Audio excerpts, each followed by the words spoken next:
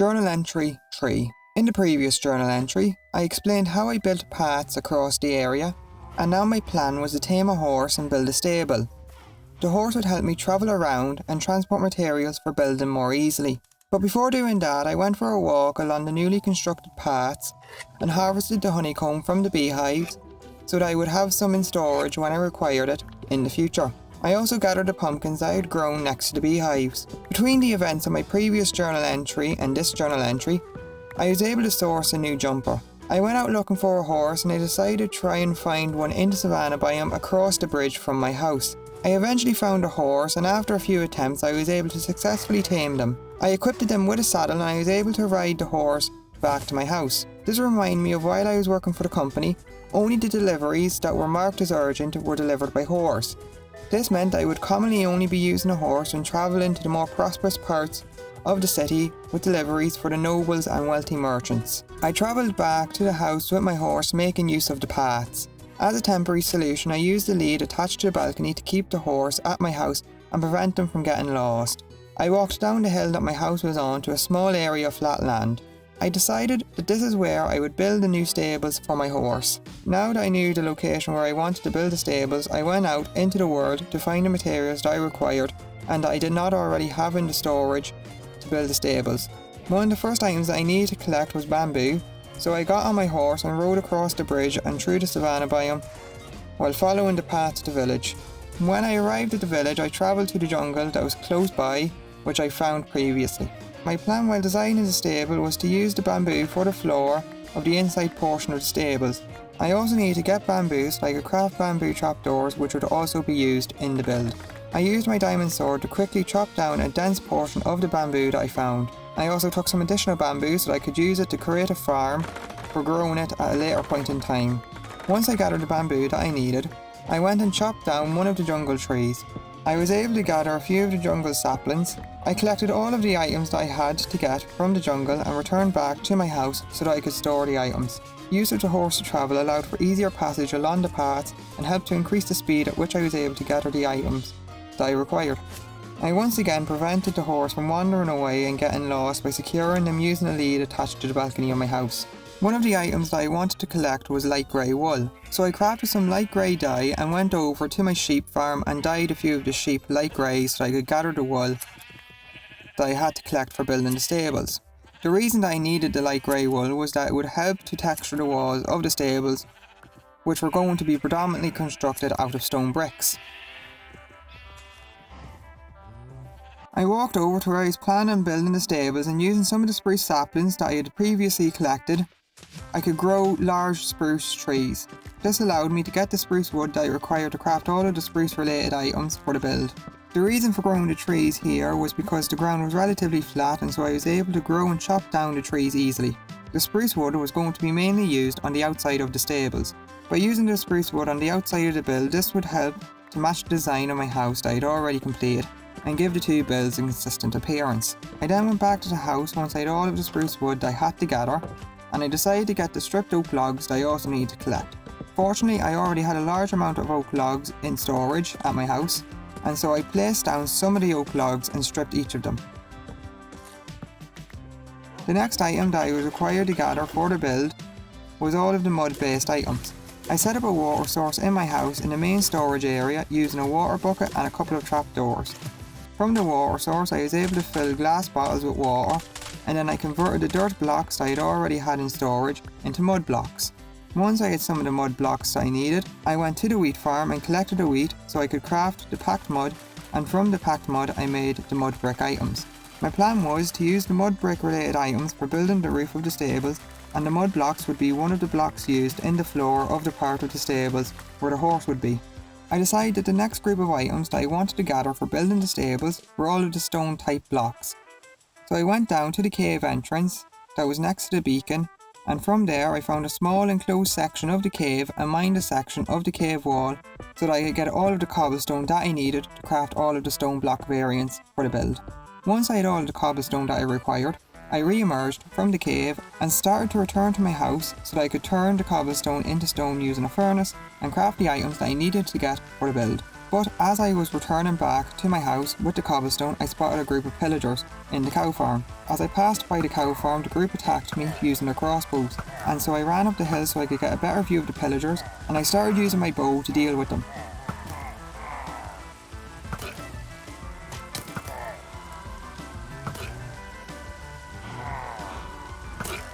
And once the group of pillagers were dealt with, I continued to walk back to my house so that I could put the cobblestone in a furnace and also to check what next was needed for building the stables. I noticed I did not have the amount of each of the types of flowers that I needed for use in decorating the stables. So I took my horse over to the flower forest, the same one that is next to the old campsite that I built, and once I attached my horse to a lead to prevent him from getting lost, I collected each of the different types of flowers that I was required to get for the stables. I only had to gather a few final materials, and the next material that I decided to collect was rooted dirt. I used azaleas so that I could grow azalea trees and get the rooted dirt that was created underneath each of the trees. Fortunately, I only had to gather a few blocks of the rooted dirt for use in building the floor and the part of the stables where the horse will go. I chose to grow the azalea trees in the same locations I did for growing the spruce trees because the ground was flat, allowing for the easy collection of the rooted dirt. Collecting the materials to build the stables caused my axe to become damaged, and so I went to the cow farm and used the experience points to repair my axe. I did not repair the axe back to its full durability since it was not necessary and would have taken a significant amount of time. In the future, I was going to need to think of a better solution to the problem of getting experience points for repairing my tools.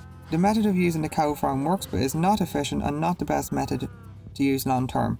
I already had the materials to craft most of the final items that I still needed to collect, except for the soil that was required for the section of the stables where the horse will stay. I ran down to the nether portal and went through to the nether. Luckily, I already found the soul sand valley while I was searching for the nether fortress, and so I collected a few blocks of the soul soil that I required and then returned back to the nether portal. When I got back to my house, I crafted the remaining items that I needed using materials that I'd previously had in storage. Now I had all of the items that I required for building the stables, but first, before moving the materials to where I would be building the stables, I wanted to level out the ground. I got some of the dirt that I needed by smoothing out a different part of the hill that was close to the spot where I was going to build the stables, and then filled in the terrain using the dirt to create a flat portion of land. I placed down 2 double chests for the purpose of moving all of the items for building the stables to the hill where I was going to be building. This would make it easier to quickly get the materials that I needed while building the stables since I wouldn't have to keep going back to the house. The transportation of the items to the chest took multiple trips over and back between the house and the location where I was building the stables. I wanted to store the items at the storage area in my house instead of originally keeping the items in chests at the build location in case the chests got destroyed, since they would not have been protected and the items could have been lost. Once I had all of the materials that I needed moved to the 2 double chests, I started building the stables.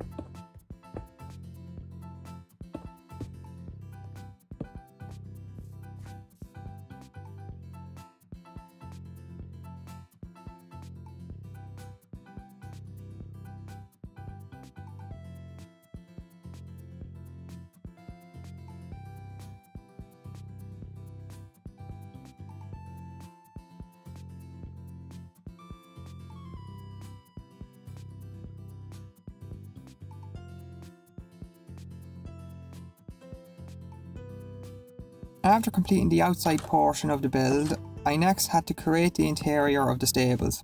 I started by placing down a row of double chests at the back of the stables so that I would be able to store all of the horse related items that I needed in the stables. I also placed down a row of barrels above the chests so that I would have additional storage if I required it. I next placed down a plant and some pots to help give the room some more details, and in the pots I placed some more plants. I returned back to the outside of the build because I still need to add some additional details. I need to place down the bamboo trapdoors on the moss blocks that sit at the front of the stables. I also did the same on the back of the stables. I then placed the tulip on each of the moss blocks, and this helped to add more nature to the outside of the build.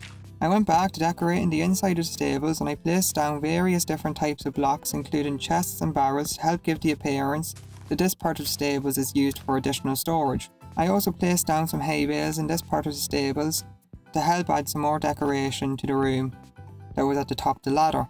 That was both the interior of the stables and the exterior basically finished, and now all that was needed to be done was to move the horse from outside of my house to the new stables. I detached the lead from the balcony of my house and rode the horse down the hill to the new stables.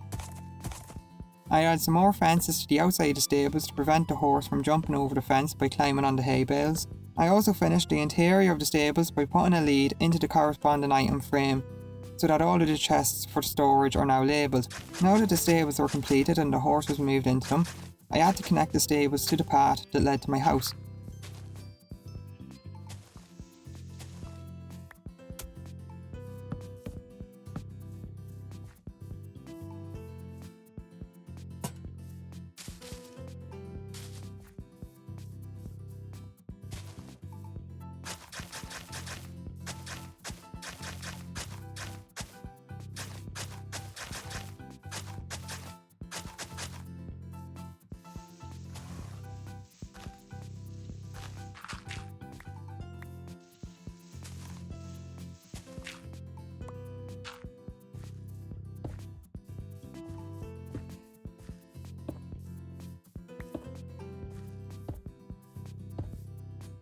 While I was out exploring the Nether Fortress, I found some diamond horse armour, and so I put the armour onto the horse to give them extra protection and just because it looked nice. I spotted a wandering trader walking around next to my house, and I used shears so that I could get the lead. I then got onto the llama that was with the wandering trader, and I was able to tame the llama. I attached the llama to the lead that I got off of the wandering trader and then tied the lead to the balcony of my house so that the llama would be safe while I went over to the wandering trader to speak with him. I discussed with the wandering trader the possibility of keeping the llama in my stables. They were happy with this arrangement and agreed that I would be allowed to keep the llama. The wandering trader explained that they were planning on going on a journey soon that would result in them not requiring the use of the llama. And so with that I said goodbye to the trader and wished them luck on their journey. I went back to the llama and took them over to the new stables. Now that both of the animals were moved into the stables, I was done with this project. Signed, Raine.